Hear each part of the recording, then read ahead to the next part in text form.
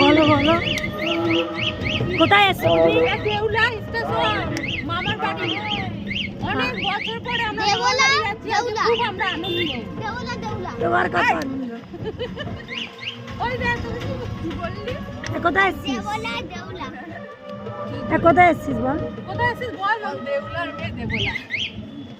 আমি আমি দেবলা দাদা বলি দেউলা আছে।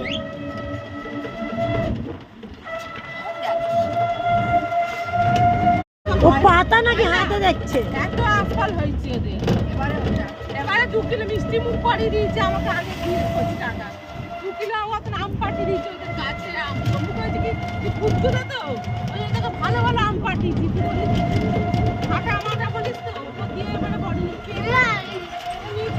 ওদের আবার একটু বেশি পেকে গেলে খাওয়া যায়। অন্য আম খাওয়া যায় একটা রেখেছি যাবি যেতে দিন।